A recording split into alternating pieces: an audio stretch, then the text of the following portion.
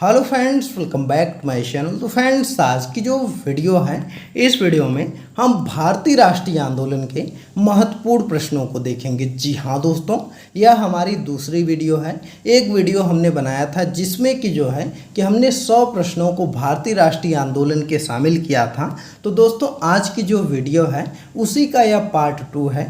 इसमें भी हमने 100 प्रश्नों को शामिल किया है। तो अगर आप यह वीडियो पूरा देख लेते हैं तो गारंटी है कि आपको ज़्यादातर प्रश्न इस वीडियो से देखने के लिए मिल जाएंगे, जो हमने पार्ट 1 बनाया है और यह पार्ट 2 है। तो आप दोनों वीडियो देख लीजिएगा, क्योंकि इन दोनों वीडियो में जो मोस्ट इम्पॉर्टेंट प्रश्न हैं उन्हीं प्रश्नों को हमने शामिल किया है। हम फालतू वगैरह प्रश्नों को नहीं लिए हैं, तो इसलिए आप इस वीडियो को ज़रूर देखिएगा। चलिए दोस्तों, इस वीडियो को स्टार्ट करते हैं। तो पहला प्रश्न हमने लिया है कि 1921 का मोपला विद्रोह कहाँ हुआ था। जी हाँ दोस्तों, अगर हम बात करें 1921 का जो मोपला विद्रोह हुआ था, यह आपका केरल में हुआ था। कहाँ पर हुआ था? तो केरल में यह हुआ था, इसको याद रखिएगा। अगला प्रश्न है कि असहयोग आंदोलन के स्थगन संबंधी घटनाओं का सही क्रम आपको इंगित करना है। तो देखिए, अगर हम इसमें से बात करें तो कौन कौन सी घटनाएं आपका पहले हुई थी, कौन आपकी बाद में हुई थी, तो यह सब आपको इंगित करना है। तो यहाँ पर देखिए, जो आपका दिया गया है, तो इसमें जो ऑप्शन आपका सही है, तो इसमें असल में यह पूछा गया है कि असहयोग आंदोलन जो स्थगित हुआ था, तो उसकी घटना का जो कौन सा क्रम था जिसकी वजह से हुआ था। तो चौरी चौरा में पुलिस गोलीकांड हुआ था, तो यह भी कारण था। अगला है उग्र भीड़ द्वारा पुलिस थाना को जलाया जाना था, तो यह भी था। गांधी जी द्वारा आंदोलन को स्थगित कर दिया गया था, बिल्कुल सही है। और गांधी जी की गिरफ्तारी, तो देखिए, जब यह आंदोलन गांधी जी स्थगित कर देते हैं तो उसके बाद गांधी जी की गिरफ्तारी हो जाती है। तो असहयोग आंदोलन के स्थगन संबंधी सभी घटनाएं हैं, तो इसलिए आपका ए वाला ऑप्शन आपका सही हो जाएगा। फर्स्ट, सेकंड, थर्ड, फोर्थ चारों सही है। अगला है फरवरी 1922 में पुलिस चौकी में आग लगाने की घटना से संबंधित चौरी चौरा किस राज्य में है। तो देखिए, जो चौरी चौरा नामक जगह है वह आपका उत्तर प्रदेश में गोरखपुर के पास में स्थित है। तो इस चीज़ को याद रखिएगा।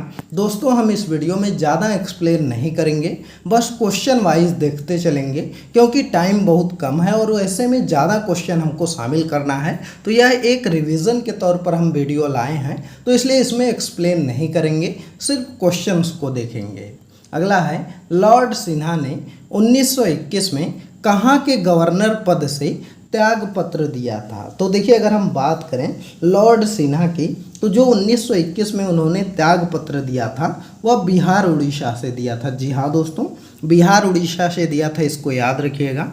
अगला है 1923 से 28 के काल में भारतीय राजनीति में क्रांतिकारी कार्यविधियों में पुनरावृत्ति का कारण था। तो देखिए, अगर हम बात करें 1923 और 28 के बीच में जो भारतीय राजनीति में क्रांतिकारी कार्यविधियों की पुनरावृत्ति का कारण था, वह आपका क्या था? तो वह गांधी जी द्वारा असहयोग आंदोलन का स्थगन करना। जी हाँ दोस्तों, असहयोग आंदोलन जो स्थगित हुआ था यही कारण था।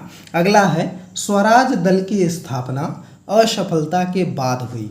तो स्वराज दल की स्थापना किसकी असफलता के बाद हुई थी? तो वह आपका हुआ था असहयोग आंदोलन की असफलता के बाद स्वराज दल की स्थापना हुई थी। अगला है स्वराज दल की स्थापना किसने किया। तो स्वराज दल की अगर हम स्थापना की बात करें तो इसकी जो स्थापना है वह चित्तरंजन दास और मोतीलाल नेहरू ने किया था। जी हाँ दोस्तों, किसने? चित्तरंजन दास और मोतीलाल नेहरू ने किया था। 1923 में स्वराज पार्टी का गठन किसने किया? तो CR दास और मोतीलाल नेहरू ने। इसको आप याद रखिएगा, 1923 में इन्होंने किया था। अगला है 1922 में गया के इंडियन नेशनल कांग्रेस के अधिवेशन के अध्यक्ष कौन थे। तो देखिए, 1922 में जो आपका गया में इंडियन नेशनल कांग्रेस के अध्यक्ष बने थे वह आपके कौन बने थे? तो वह आपके चित्तरंजन दास बने थे। जी हाँ दोस्तों, ये वाला ऑप्शन सही है। अगला है अतः सदैव सहमति के साथ अक्षर वाणिज्य मंडल के निर्देशों पर भारत सरकार चलती है और इसे व्हाइट मैन बर्डन कहा जाता है, यह किसने कहा था?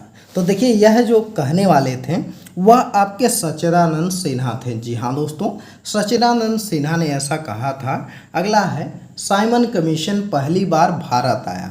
तो साइमन कमीशन जो पहली बार भारत आया था यह 1928 ईस्वी में आया था। अगला प्रश्न है, रिक्त स्थानों की आपको पूर्ति करनी है कि नेहरू रिपोर्ट यहाँ पर भरना है कि अध्यक्षता में एक कमेटी द्वारा तैयार किया गया था, उसका विषय था। तो देखिए किसकी अध्यक्षता में वह तैयार किया गया था, तो वह आपका जो तैयार किया गया था वह किया गया था मोतीलाल नेहरू की अध्यक्षता में तैयार किया गया था। और उसका जो विषय था वह आपका क्या था, तो वह भारत में संवैधानिक व्यवस्थाएं लागू करना उसका विषय था। तो आपका सी वाला ऑप्शन आपका सही हो जाएगा। अगला प्रश्न देख लेते हैं। अगला प्रश्न है कि पूर्ण स्वराज का प्रस्ताव लाहौर कांग्रेस में पारित किया गया किस वर्ष में।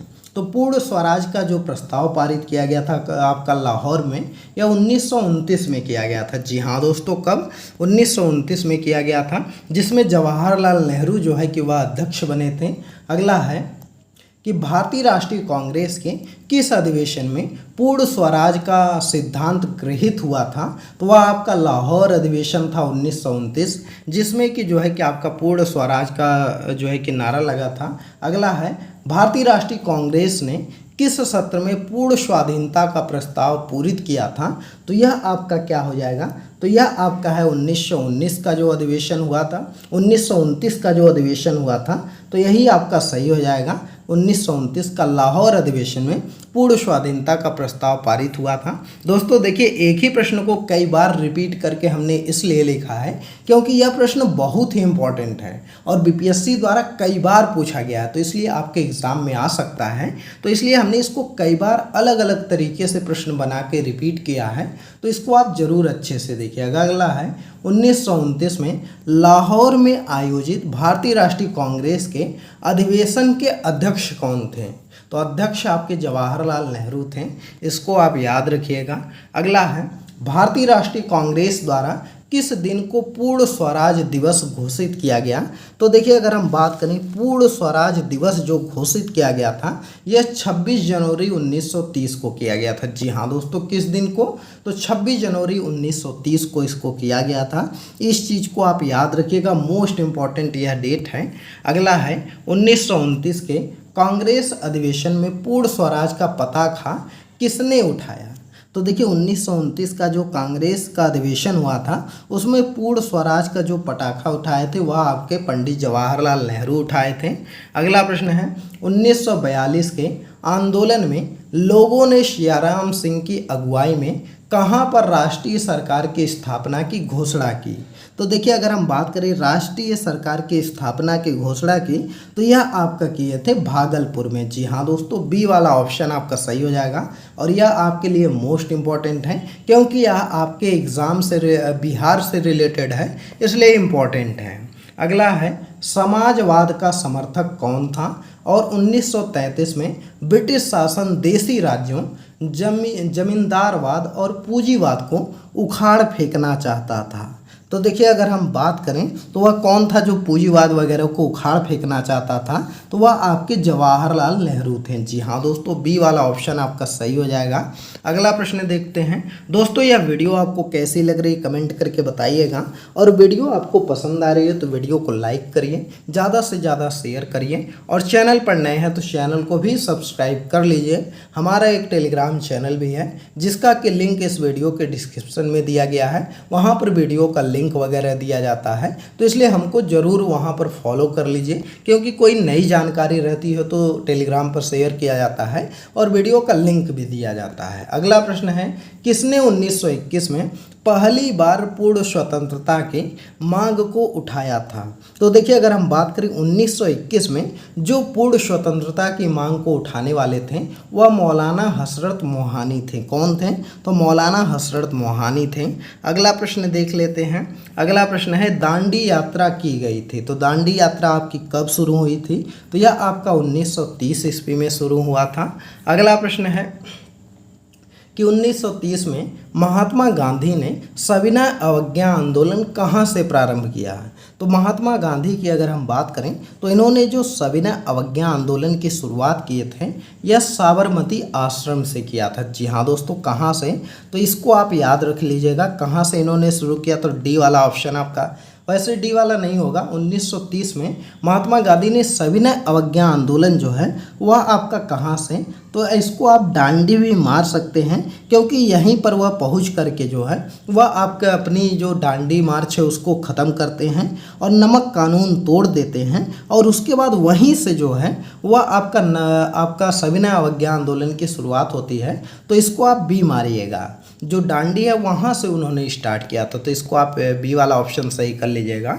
अगला है, नमक सत्याग्रह के दौरान बिहार में लोगों ने नमक बनाने के साथ साथ किस कर के विरोध के द्वारा सरकार का विरोध किया था। तो देखिए, जो नमक सत्याग्रह है उस दौरान लोग जो है कि नमक बनाने के साथ साथ किस कर के विरोध के द्वारा सरकार का विरोध किए थे, तो वह आपका क्या हो जाएगा, तो वह आपका हो जाएगा चौकीदारी। जी हाँ दोस्तों, बिहार में लोग क्या किए हैं कि जब सविनय अवज्ञा शुरुआत हुआ तो उस समय वह लोग चौकीदारी कर नहीं दिए हैं, तो जिससे कि सरकार का चौकीदारी कर न दे करके विरोध कर रहे थे।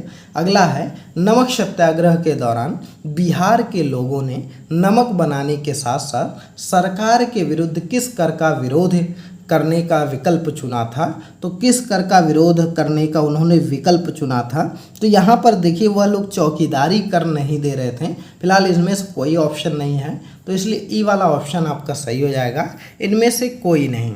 अगला है, 1929 में खुदाई खिदमतगार को किसने संगठित किया था। तो देखिए 1929 में जो खुदाई खिदमतगार को संगठित करने वाले थे वह आपके खान अब्दुल गफ्फार खान थे। जी हाँ दोस्तों, खान अब्दुल गफ्फार खान ने 1929 ईस्वी में खुदाई खिदमतगार नाम से संगठन का जो एक संगठन बनाया था, इसको याद रखिएगा, जिसको कि लाल कुर्ती संगठन भी बोलते हैं। अगला है, भारत में अंग्रेजों के कदम उखाड़ने के लिए रेड शर्ट आंदोलन किसने जो है कि आरंभ किया। तो अभी हमने आपको बताया कि लाल कुर्ती जो आंदोलन था उसी को रेड शर्ट आंदोलन बोलते थे, तो यह आपके शुरू किए थे खान अब्दुल गफ्फार खान। जी हाँ दोस्तों, खान अब्दुल गफ्फार खान ने शुरू किया था। अगला प्रश्न है, इनमें से किस महिला ने बिहार में नमक सत्याग्रह में सक्रिय भाग लिया था। तो नमक सत्याग्रह में अगर हम सक्रिय महिला की बात करें तो वह आपकी श्रीमती मीरा देवी भी थी और हसन इमाम भी थी और कुमारी गौरी दास भी थी। तो इसलिए डी वाला ऑप्शन आपका सही हो जाएगा, इनमें से एक से अधिक। चलिए अगला प्रश्न देखते हैं। अगला प्रश्न है, श्री कृष्ण सिंह द्वारा गठित बिहार की निर्वाचित सरकार ने फरवरी 1938 में किस कारण से इस्तीफा दे दिया था। तो 1938 में जो श्री कृष्ण की सरकार थी उन्होंने किस कारण से इस्तीफा दिया था। तो इसलिए दिया था क्योंकि राजनीतिक कैदियों को छोड़ने के कारण। जी हाँ दोस्तों, राजनीतिक कैदियों को छोड़ने के कारण जो है वह उन्होंने इस्तीफा दे दिया था, तो इसको आप याद रखिएगा। अगला प्रश्न है कि फरवरी 1938 में बिहार की चुनी हुई सरकार ने किस कारणवश इस्तीफा दे दिया था। तो वही प्रश्न आपका रिपीट हो गया है, क्योंकि राजनीतिक बंदियों को छोड़ने के लिए जो है उन्होंने इस्तीफा दे दिया था, तो इसको याद रखिएगा। अगला है, 1906 में आयोजित भारतीय राष्ट्रीय कांग्रेस के कलकत्ता अधिवेशन में भारत के लिए स्वराज का झंडा किसके द्वारा फहराया गया था। तो 1906 की अगर हम बात करें तो स्वराज का झंडा जो फहराने वाले थे वह दादा भाई नौरोजी थे। जी हाँ दोस्तों, दादा भाई नौरोजी ने स्वराज का झंडा फहराया था और यही जो है कि वहाँ पर कलकत्ता के अध्यक्ष भी थे जो कलकत्ता में अधिवेशन हुआ था। अगला है, स्वतंत्रता संग्राम के दौरान भारतीय राज्यों जैसे कश्मीर, हैदराबाद के निजाम, त्रावणकोर आदि जैसे भारतीय शासकों द्वारा शासित राज्यों में एक समानांतर आंदोलन शुरू किया गया था, उसका नाम था। तो उसका अगर हम नाम की बात करें तो वह आपका प्रजामंडल आंदोलन था। जी हाँ दोस्तों, क्या था, तो प्रजामंडल आंदोलन था, इसको याद रखिएगा। अगला प्रश्न है, भारतीय स्वतंत्रता संग्राम के बारे में निम्नलिखित में से कौन सा कथन सही नहीं है। तो देखिए अगर हम बात करें तो इसमें अगर दिया गया है जो कि कौन सा कथन सही नहीं है। तो पहला कथन है कि वर्ष 1921 में महात्मा गांधी को गिरफ्तार कर लिया, बिल्कुल गलत। पहला ही कथन आपका गलत निकल गया कि 1921 में उनको गिरफ्तार नहीं किया गया था। अगला है चौरी चौरा कांड के कारण गांधी जी ने जो है कि असहयोग आंदोलन से हाथ खींच लिया था, बिल्कुल सही है। अगला है गांधी जी ने अपना पहला प्रमुख सार्वजनिक भाषण बनारस हिंदू विश्वविद्यालय में दिया था। तो देखिए यह भी आपका सही है, तो इसलिए इसका जो ऑप्शन सही आपका हो जाएगा वह ये वाला हो जाएगा, क्योंकि आपका गलत कथन पूछा गया है। अगला है अबुल कलाम आज़ाद के द्वारा किस पत्रिका का संपादन किया गया था। तो देखिए अबुल कलाम आज़ाद ने जो पत्रिका का संपादन किया था वह आपका अल हिलाल है। जी हाँ दोस्तों, अल हिलाल पत्रिका का संपादन किया था। अगला है 19वीं शताब्दी में के अंत में इतिहास के अध्ययन में भारत में राष्ट्रीयता की भावना पैदा करने में किस प्रकार मदद की थी। तो देखिए अगर हम बात करें भारत में राष्ट्रीयता की अगर भावना पैदा करने में, तो देखिए यहाँ पर जो ऑप्शन दिया गया है कि ब्रिटिश शासन के तहत दयनीय स्थितियों को बदलने और संघर्ष करने के लिए लोगों से आग्रह करने में, तो यह भी ऑप्शन था। अगला इतिहास की पुनर्व्यवस्था करके और लोगों द्वारा भारतीयों को पिछड़ा, अधीन और खुद शासन करने में असमर्थ रूप में चिन्हित करने का खंडन करके, तो यह भी था। अगला भारत को गौरवशाली अतीत के बारे में लिखकर और लोगों से उनकी उपलब्धियों पर गर्व करने का आग्रह करके, तो इसलिए इसका डी वाला ऑप्शन सही हो जाएगा कि इनमें से एक से अधिक, क्योंकि सभी विकल्प जो हैं वह आपके सही हैं। अगला है नगरों में असहयोग आंदोलन के संबंध में निम्नलिखित में से कौन सा कथन सही नहीं है। तो देखिए असहयोग आंदोलन के बारे में कहा गया है कि कौन सा आपका कथन सही नहीं है।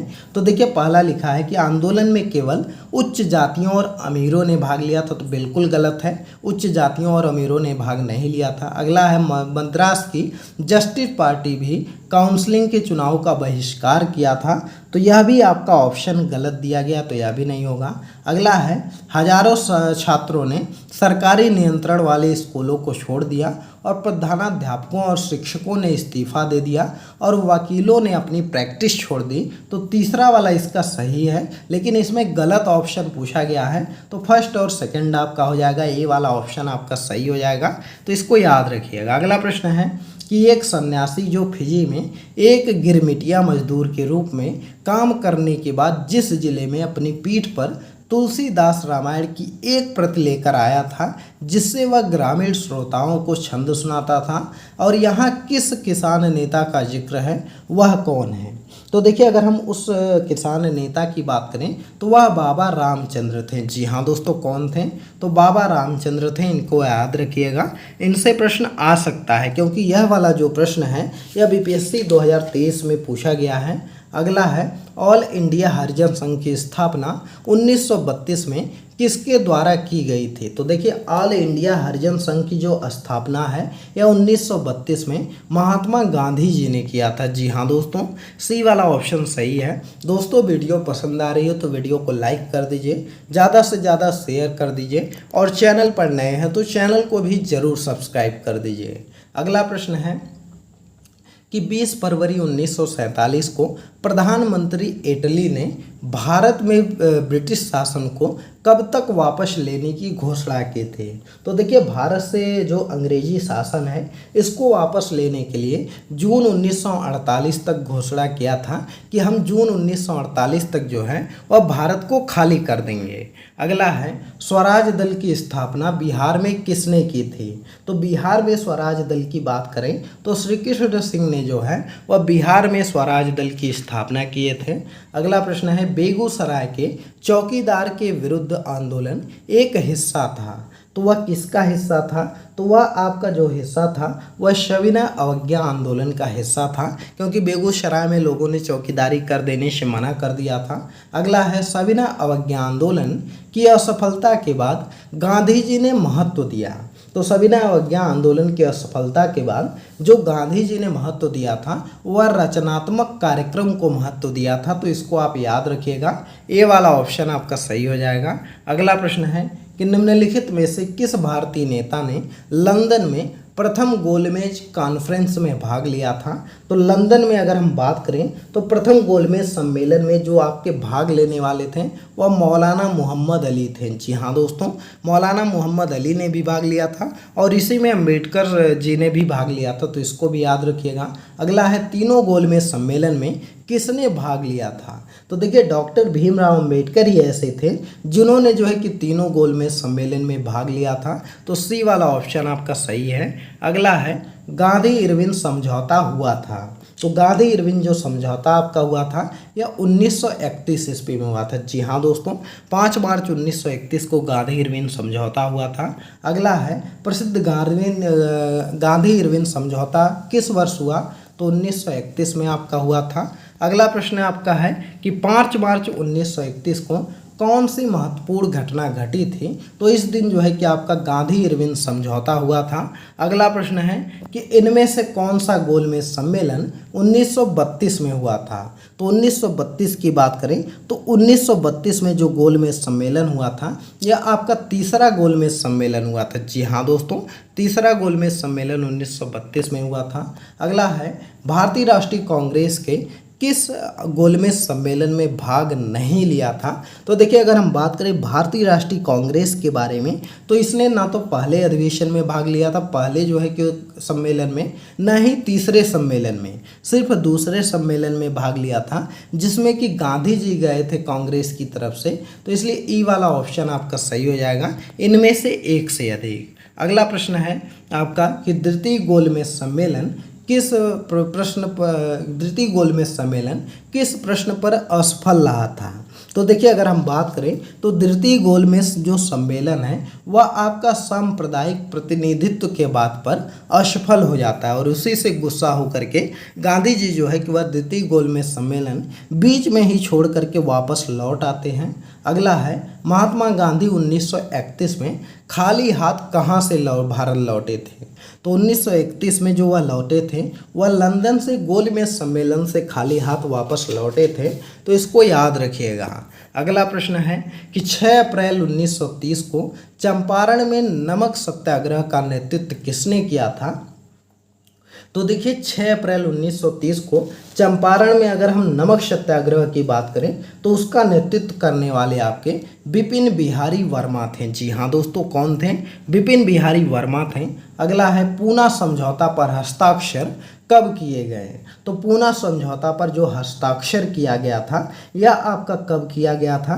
तो यह किया गया था 24 सितंबर 1932 को। जी हाँ दोस्तों, 24 सितंबर 1932 को जो पूना समझौता हुआ था उसमें आपके अंबेडकर जी और गांधी जी के बीच पूना समझौता होता है, इसको याद रखिएगा। अगला है गांधी इरविन समझौते के हस्ताक्षरित होने से कितने महत्वपूर्ण भूमिका निभाई थी? तो किसने महत्वपूर्ण भूमिका उसमें निभाई थी? तो गांधी इरविन समझौता जो हुआ था उसमें जो है वह तेज बहादुर स्प्रू ने महत्वपूर्ण भूमिका निभाई थी, तो इसको आप याद रखिएगा, सी वाला ऑप्शन सही हो जाएगा। अगला है 5 मार्च 1931 को निम्न में से कौन समझौता हुआ था? कौन सा समझौता हुआ था? तो 5 मार्च 1931 को इरविन गांधी समझौता हुआ था, तो इसको आप याद रखिएगा। अगला प्रश्न है कि अगस्त 1932 में रैमजे मैकडोनाल्ड ने सांप्रदायिक पंचायत के द्वारा पहली बार एक पृथक निर्वाचन समूह बनाया गया था, तो वह किसके लिए जो है कि निर्वाचन समूह 1932 में बना था? तो वह बना था अछूतों के लिए। जी हाँ दोस्तों, जो अछूत थे, दलित थे, उनके लिए जो है कि सांप्रदायिक निर्णय हुआ था, तो इसको आप याद रखिएगा। अगला है पूना समझौता का उद्देश्य था। तो पूना समझौता का जो उद्देश्य था वह था दलित वर्ग को प्रतिनिधित्व देना, तो बी वाला ऑप्शन आपका सही हो जाएगा। अगला है सांप्रदायिक अवार्ड एवं पूना पैक्ट में क्रमशः दलित वर्ग के लिए कितनी सीटें दी गई थीं? तो देखिए जो पूना पैक्ट हुआ था उसमें जो दलित के लिए सीटें दी गई थी वह 71 और 148। जी हाँ दोस्तों, कितना दी गई थी? तो 71 से 148 सीटें दे दी गई थी, तो इसको आप याद रखिएगा, इम्पॉर्टेंट है। चलिए अगला प्रश्न देखते हैं। अगला प्रश्न है बहिष्कृत भारत जनरल किसने शुरू किया था? तो बहिष्कृत भारत जनरल की अगर हम बात करें तो इसको जो शुरू करने वाले थे वह आपके बाबा साहेब अम्बेडकर थे। जी हाँ दोस्तों, बाबा साहेब अम्बेडकर ने बहिष्कृत भारत जनरल को शुरू किया था। अगला है, अपने किस कार्यकारिणी कमेटी के कांग्रेस ने भू स्वामित्व को समाप्त करने की नीति अपनाई थी? तो देखिए अगर हम बात करें तो कौन से जो है कि कार्यकारिणी समिति में कांग्रेस ने भू स्वामित्व को समाप्त करने की नीति अपनाई थी? तो वह थी कार्यकारिणी कमेटी 1937। तो इसको याद रखिएगा दोस्तों। वीडियो पसंद आ रही है तो वीडियो को लाइक करिए, ज़्यादा से ज़्यादा शेयर करिए और चैनल पर नए हैं तो चैनल को भी सब्सक्राइब कर लीजिए।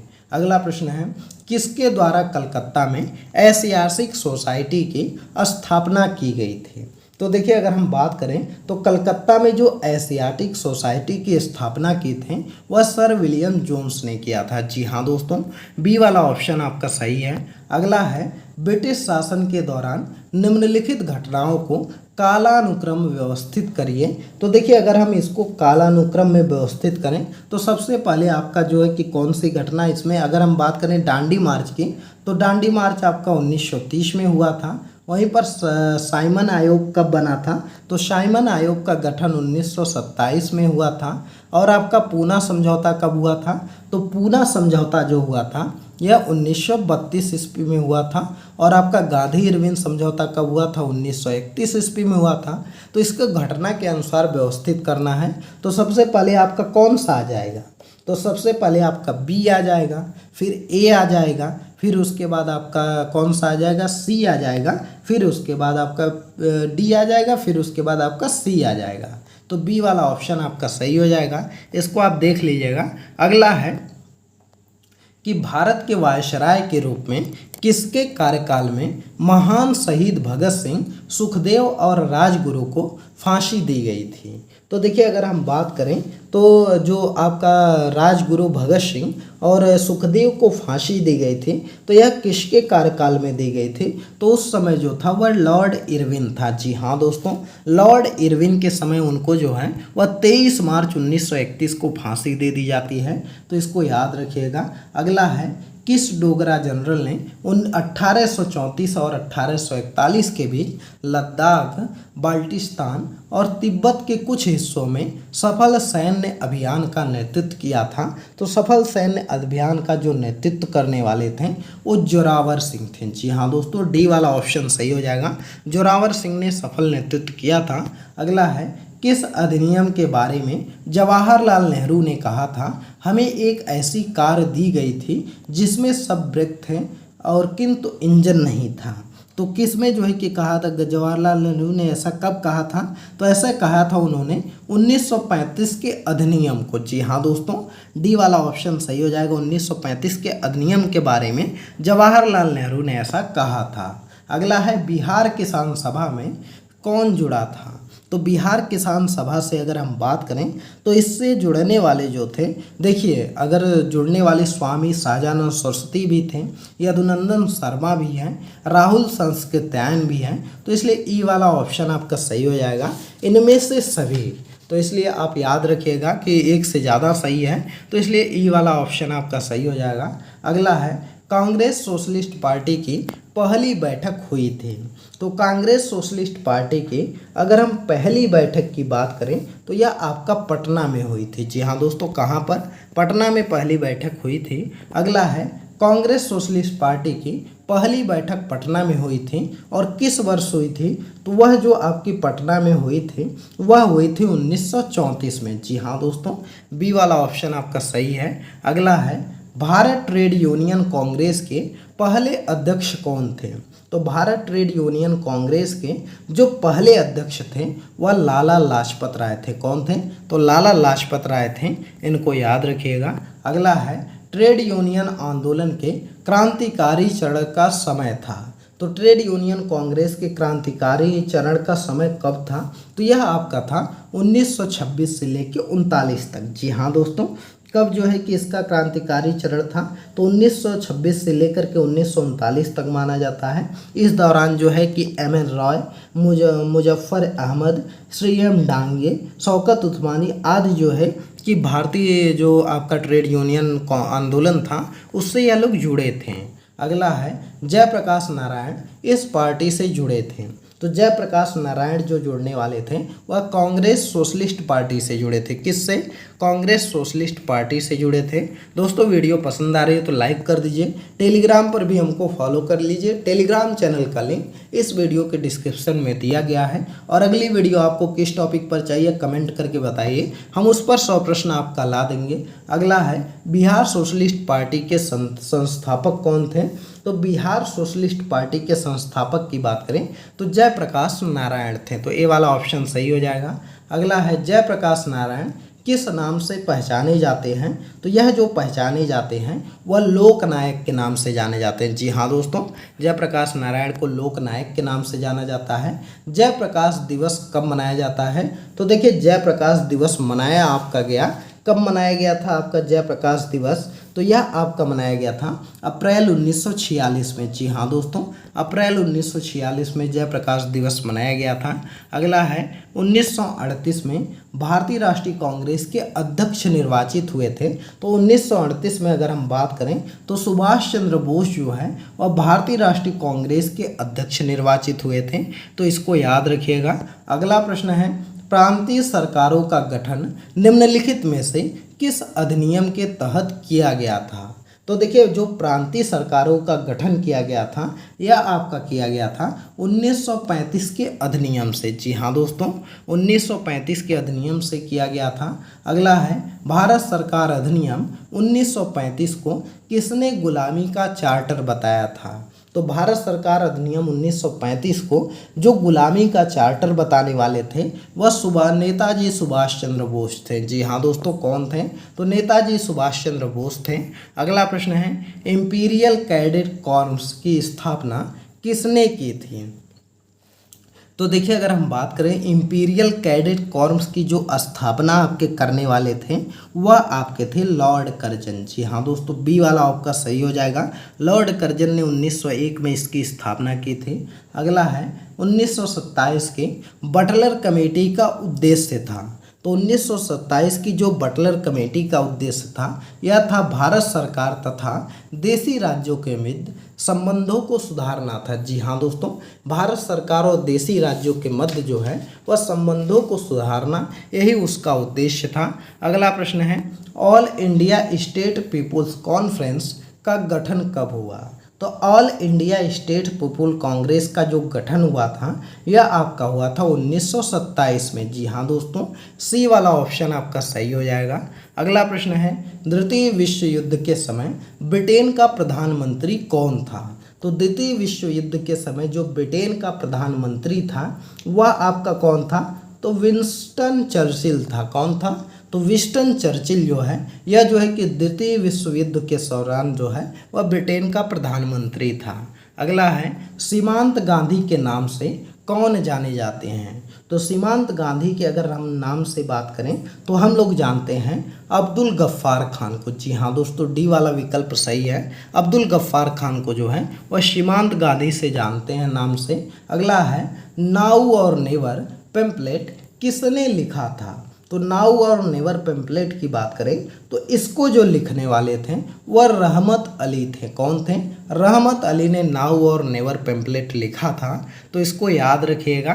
दोस्तों यह वीडियो कैसी लग रही कमेंट करके बताइए। और जल्दी जल्दी इसलिए हमने क्वेश्चन को करवाया क्योंकि अभी आपके पास टाइम कम है और कम समय में ज़्यादा क्वेश्चन हम अटेंड करना चाहते थे, इसलिए जल्दी जल्दी आपको करवा रहे हैं। अगला प्रश्न है पाकिस्तान से अलग राज्य आंदोलन का नेतृत्व किसने किया? तो यह जो आपको करने वाले थे नेतृत्व वह किए थे मोहम्मद अली जिन्ना ने। जी हाँ दोस्तों, मोहम्मद अली जिन्ना ने पाकिस्तान के अलग राज्य आंदोलन का नेतृत्व किया था। अगला प्रश्न है मुस्लिम लीग द्वारा पाकिस्तान की स्थापना की मांग करने वाला प्रस्ताव पारित किया गया था। तो किस वर्ष जो है कि वह प्रस्ताव आपका पारित किया गया था? तो वह पारित किया गया था 1940 में। जी हाँ दोस्तों, सी वाला ऑप्शन आपका सही हो जाएगा। अगला है मुस्लिम लीग द्वारा किस तिथि को मुक्ति दिवस मनाया गया था? तो अगर हम मुक्ति दिवस की बात करें तो 22 दिसंबर 1941 को जो है वह मुस्लिम लीग द्वारा मुक्ति दिवस मनाया गया था, इसको याद रखिएगा। अगला प्रश्न है, महात्मा गांधी द्वारा 1940 में प्रारंभ किए गए व्यक्तिगत सत्याग्रह के तीसरे सत्याग्रही कौन थे? तो देखिए, अगर हम तीसरे सत्याग्रही की बात करें तो तीसरे सत्याग्रही आपके ब्रह्मदत्त थे, वहीं पर पहले सत्याग्रही आपके विनोबा भावे थे, दूसरे सत्याग्रही जवाहरलाल नेहरू थे। तो इनको आप याद रखिएगा, इनसे प्रश्न आता है। अगला है, व्यक्तिगत सत्याग्रह किसने आरंभ किया था? तो व्यक्तिगत सत्याग्रह की अगर हम बात करें तो इसको जो आरंभ करने वाले थे, पहले जो सत्याग्रही थे वह आपके विनोबा भावे थे। तो इनको आप याद रखिएगा। अगला प्रश्न है, व्यक्तिगत सत्याग्रह आंदोलन के प्रथम सत्याग्रह कौन थे? तो अभी आपको बता दिया कि व्यक्तिगत आंदोलन के प्रथम सत्याग्रह विनोबा भावे हैं। अगला प्रश्न है कि किसी भी सरकार ने नहीं और कि अंग्रेजों ने भी नहीं, जितना कि इस पठान ने काफ़ी बुद्धिमत्ता का परिचय दिया था। शेर शाह सूरी के बारे में यह शब्द किसने लिखे हैं? तो शेर शाह सूरी के बारे में अगर हम बात करें तो यह जो शब्द लिखने वाले थे वह H.G. कीन ने लिखा था। जी हाँ दोस्तों, H.G. कीन ने यह शब्द लिखा था, तो इसको याद रखिएगा। तो दोस्तों, इतना ही प्रश्न जो है कि हम इस वीडियो में शामिल किए हैं।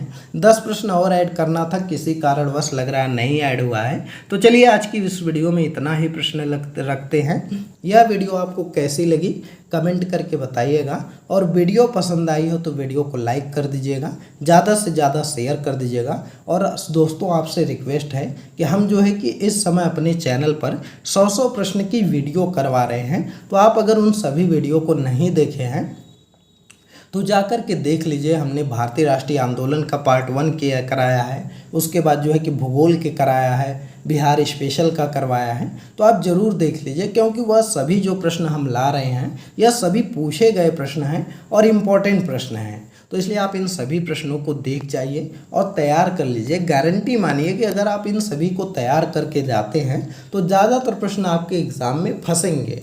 तो इसलिए आप इसको ज़रूर देखिएगा।